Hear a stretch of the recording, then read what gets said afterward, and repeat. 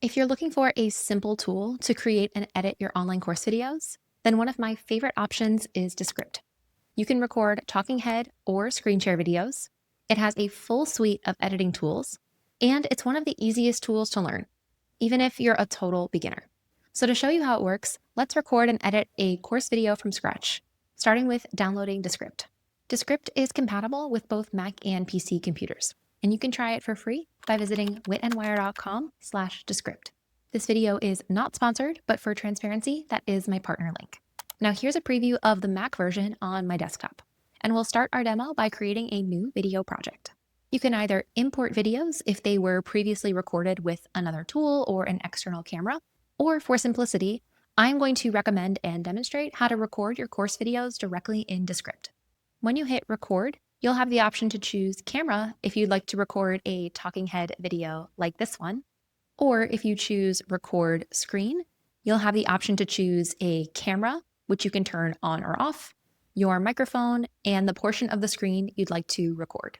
If you're recording both your camera and your screen, you might also wonder why you aren't being asked to decide where the camera should appear. For example, maybe you're hoping to create a PIP or picture-in-picture that puts your face in the top corner with your screen or slides behind you. That is not only possible in Descript, but it's also quite flexible because Descript uses what's called multi-track recording to record your webcam and your screen as separate files. And that means you can orient the layout and put your camera exactly where you want it to be during the editing or post-production process. So we'll come back to that shortly. For now, I'll spend a few minutes recording my video and I will meet you back in the editor. Now, Descript's editor actually has three main sections. On the left, we have the text editor. This is where you can see the transcript, which was automatically generated after I finished my recording. But this is also where you'll do a lot of your video edits, because if you highlight a sentence and you hit backspace, it actually removes it from your final cut.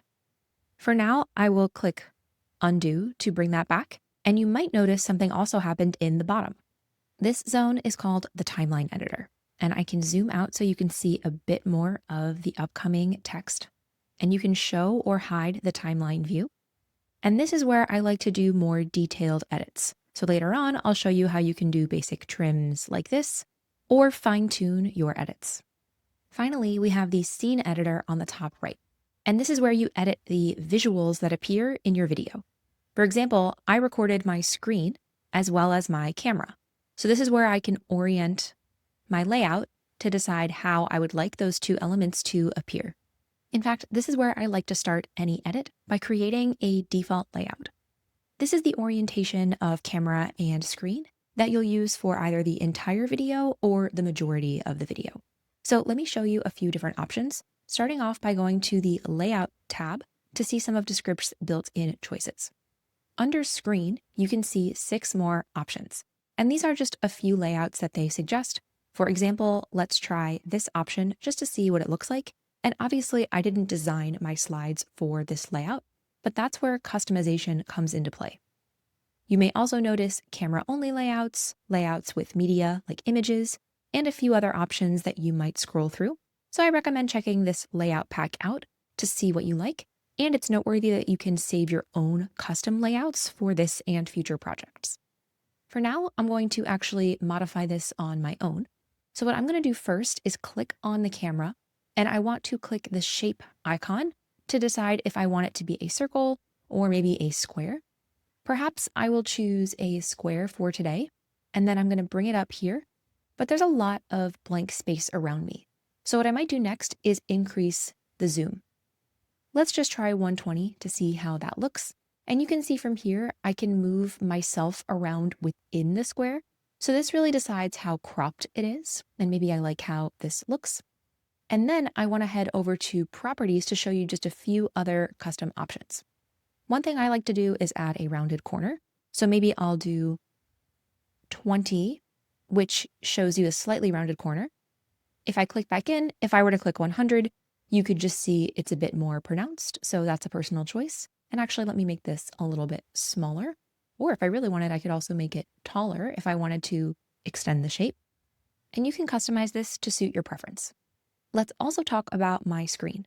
Now on the bottom, you might notice I accidentally recorded part of what is my desktop background. So what I can do is again, use the zoom feature a little bit here. Let's just go up by 1 and see if I move this around. Does that look better? Maybe I need to go up to 102.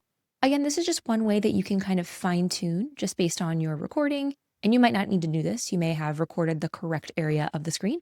I just wanted to show you that you do have some flexibility in this editor. To try something totally different, I might click on my screen and actually make it smaller than the background. So let's just say I wanted more of a side-by-side layout. I could make my slide a bit smaller, and maybe I would make my video a bit taller on the side. And maybe I want a little bit of an overlap. I can see how that looks. And then if I click just into the scene editor, the background area, you'll notice you can change the background color. So I have my brand color saved here. Maybe I would pick one for today.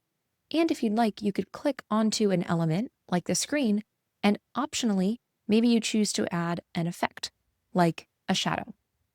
I know I moved through this quickly. Things like corner rounding and shadows are always optional. I really just wanted to show you how flexible this is. And that's one of the benefits of multi-track recording. You can decide exactly what you'd like the layout to be after the recording. And if your camera hides part of your slide, you can hide it for just one part of the video. So we'll talk about that a little bit later on. I hit undo a few times to go back to the previous layout, since this is what I typically use for my own course videos, where I put the pip or picture-in-picture on the top right corner above my slides, which are in the background, though choose any layout that suits you. It's also noteworthy that clicking any item will change the properties that you see on the side, and it will also show this menu along the top. So this is currently going to change the screen. If I click the camera, now I'm working on the settings for this object. So I thought I would share that quick tip as well, and let's hide the properties menu. The other feature I almost always check before I start editing is called Studio Sound. This is one of Descript's many AI features, all of which can be found on the Underlord tab. But Studio Sound is by far the AI tool I use the most because it can help reduce background noise, echo, and any other distractions from your recording. So depending on how quiet your recording environment is, your mileage may vary, but I think it's worth checking out. So when you click Studio Sound, this will apply it to your project, and you can toggle it on or off, and you can adjust the effect settings. So do you want it to be at 100%, which would be the maximum effect, or do you want it at a lower intensity? Some of you may find that this really helps clean up your audio. Others may find that you can just turn it off, but I like to check it out at the beginning of my editing process to see if it's useful for this particular video. Now we're ready for basic content edits, where we might trim the beginning and end of the video, and then cut out any mistakes we might have had in the middle. In Descript, the easiest way to do this is by using the text editor. So on the top, I can see that I had a few different misstarts because I repeated the same sentence a few times. So what I'm going to do is select these few sentences, and then I'm going to hit backspace on my keyboard, just as you would in a Word document. You can see in the timeline view that this removes it from the actual video. And if I go back to the beginning, I might hit play to make sure it didn't cut it too closely. In this lesson, sounds great to me. So let's move on to the end by clicking this arrow, and I can see there's a little bit of blank space. Now I could do the same thing where I select this blank and hit backspace, but let me show you how to do a basic trim in the timeline editor. If you hover your cursor over the end of a clip, you'll see that my cursor changes to this bracket view, and the bracket is facing the left. So if I click and then I drag my cursor, I can trim the end. And similarly, I might put my playhead here and click and make sure that I didn't cut it too far. Next lesson. That might have been a bit too close, so let's go ahead and hover over the end, and you can adjust as needed. With my basic trims finished, let's head back to the beginning of the transcript. And what I'll do is scroll through until I see a restart. So you might listen through the whole thing, but in Descript, I can see right here that I've restarted the same sentence 3 times. And when I do my recording, one thing I would offer as a pro tip is that I leave a few seconds of space after I make a mistake so that I could see it more visually in my recording, and it makes my process a lot easier. So in this case, we can just use the text editor to select the first two starts and hit backspace. And this might be ready to go. I can see there's a little bit of a gap here, so maybe I would hit backspace again. And I like to play it back to see if I need to make adjustments. Build revenue. Now on the other, to me, the cut sounds too fast, like there's not enough space to breathe. So I'll hover on this side where I get my bracket and extend this a little bit. And I might do the same thing on this side, and I'll adjust it until I'm happy with how it sounds. Build revenue.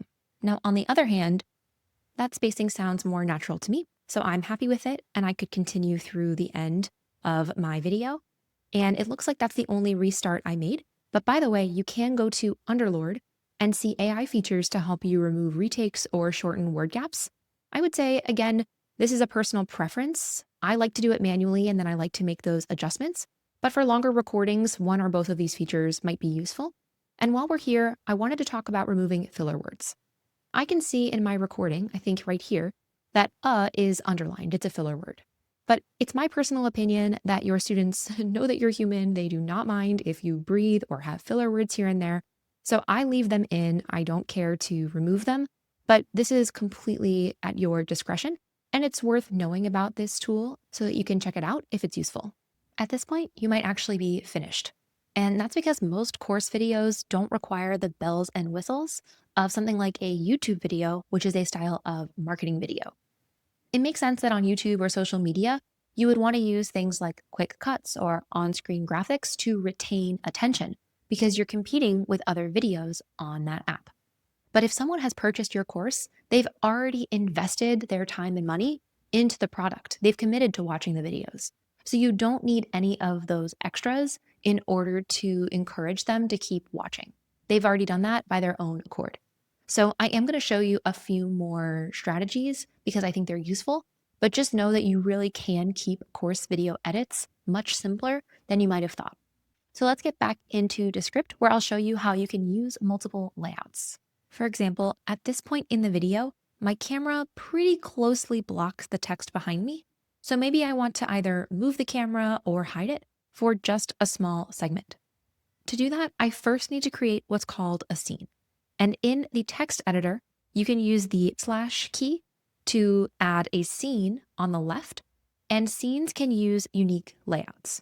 You can also add transitions between scenes, or you might have different elements like text or media that appear in just one scene but not another. So I've added the start of the scene, and now I want to figure out where that scene ends. I will again use the / key. So I can see my video now has 3 scenes. The intro, the scene that we've just bookended where we want to hide or move the video, and then scene 3 represents the rest of the video for now.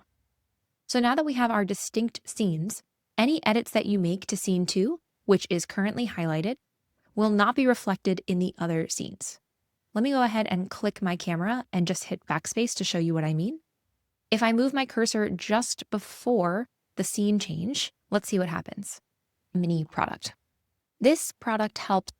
The transition needs work, but if I head to the end of the scene, let's see what happens. Name mini. And the camera would stay on screen through the rest of the video. But let's hit undo to bring the camera back. And let's say we click back into scene 2. Instead of deleting the video, you could also relocate it or otherwise change the layout. Which brings us to the next topic, adding video transitions.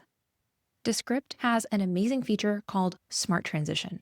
So if I select scene 2, which is still active, I can click transitions in the scene editor. And I want to add a smart transition in. And if I click the back arrow, I will also add a smart transition out. This means Descript will match elements from scene to scene and automatically choose a seamless transition between them. So let me show you what that looks like by heading back to the beginning, and I'll put my playhead a little bit before the start of the scene so you can watch the transition. Mini product. This product, you can see that Descript added an animated path to bring the camera from the top corner to the bottom corner of this scene. At the end, they'll do the same to bring it back to the top. Let's see what that looks like. Completing quickly, hence the name Mini. I'll show you more applications with Smart Transition coming up, But I did want to say that you don't have to select Smart Transition. You could change it to be a crossfade or something more subtle. But I think to showcase the other options, let me go back to scene 2, and I am going to remove the camera instead of just shifting its location. And although Smart Transition is still on, I'm going to change this perhaps to a crossfade. And let me zoom in a little bit on the timeline view. I'm just using some keyboard shortcuts, but let's see what that looks like. Mini product. This product, if I want to adjust when the fade starts, I can use the same skills in the timeline editor that we saw earlier, where I could perhaps drag this a bit earlier just to decide when the fade happens. And let's see what that looks like. Product. This product, I'd say that the fade is a little slow and could use some work. So you can finesse your transition by using these settings, where maybe I would make the duration a bit faster just to suit my preference. But let's take this a step further to transition from slides to a camera-only shot. So maybe I'll use the beginning of this lesson as an example, where let's say for the first sentence, I want to just be on camera without any slides behind me. To do that, we'll need to isolate the first scene where I only want to see the camera view. So let me use the # key to create a new scene 1. And here, let's use a layout. And I'm going to choose the standard camera view, which no longer includes my slides on screen.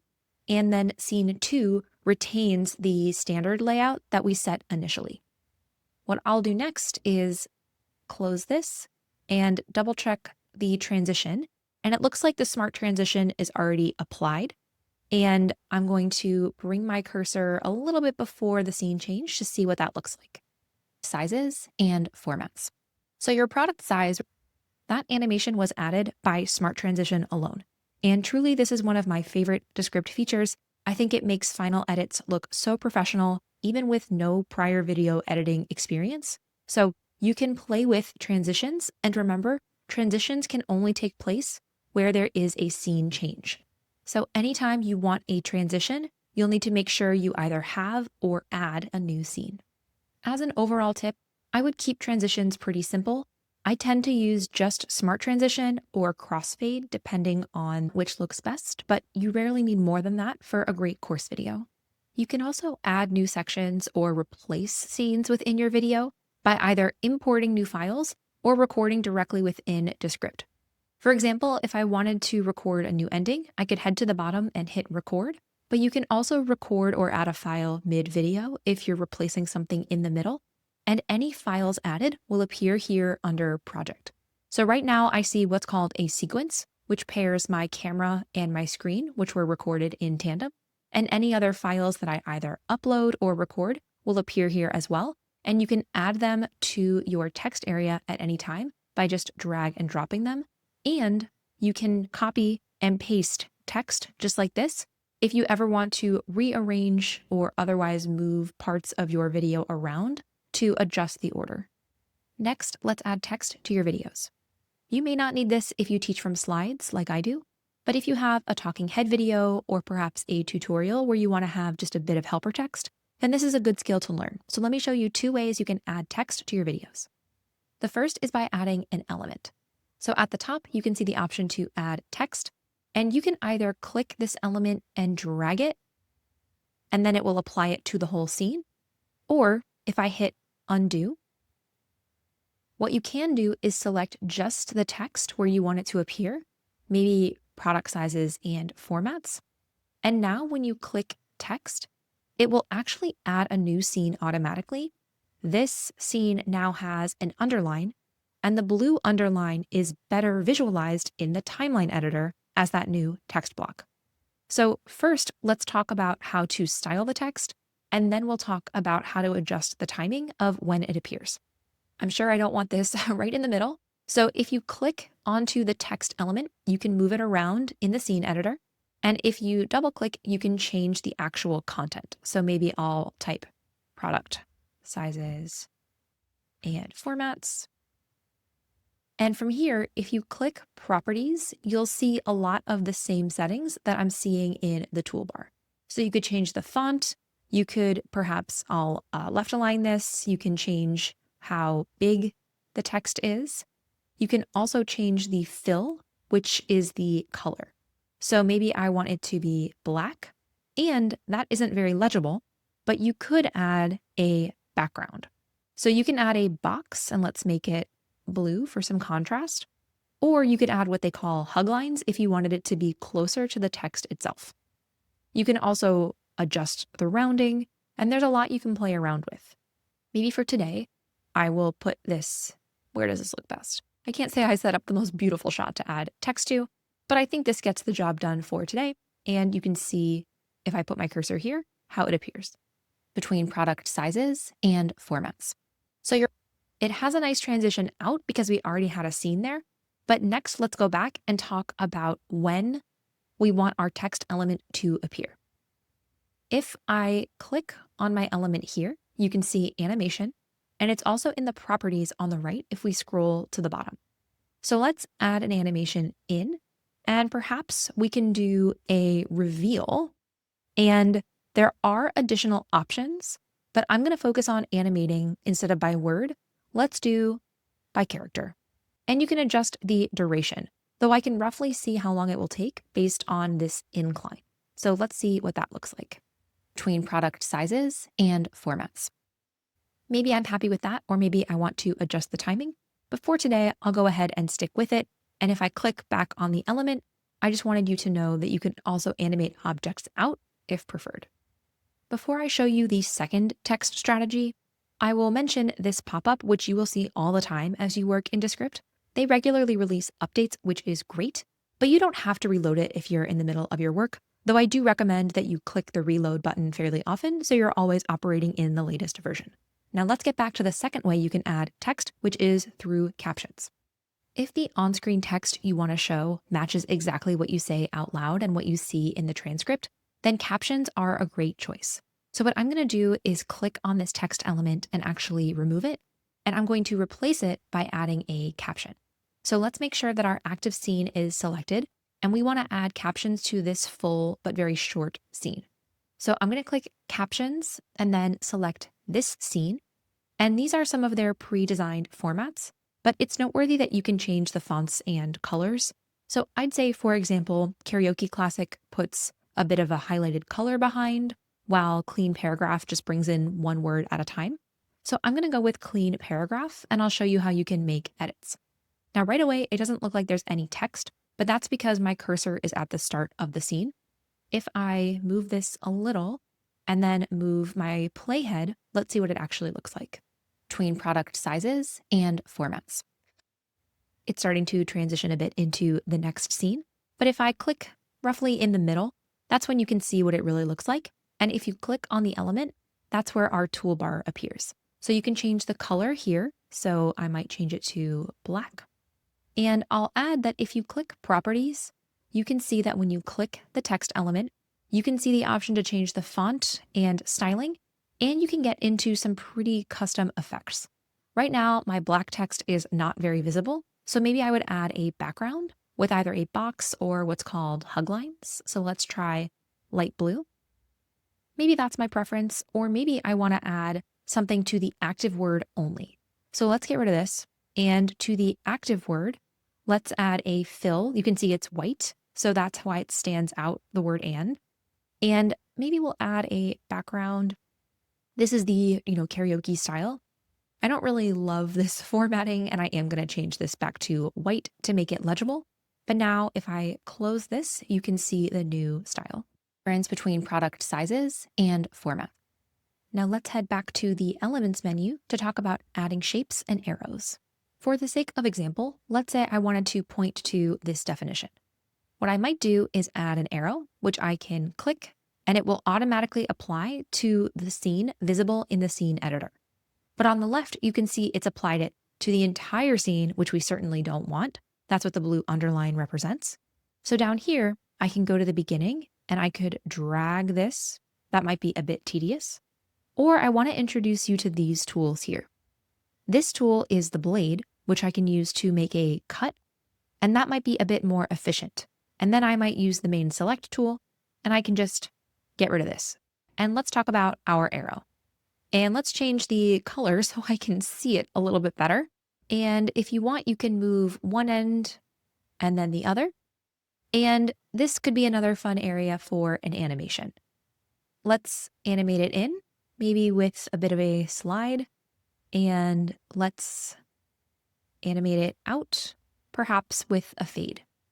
So let's see how that looks. Refers to the scope of the outcome. Well, that was fast. Let's make it a little bit longer and try again. This refers to the scope of the outcome of any digital. I can't say I feel that adds much to this slide, but it does show you how the skill works, not only to add an arrow, but really to add any shape. The other option for arrows is down here under annotations, where you can add a circular annotation or more of a pointed arrow.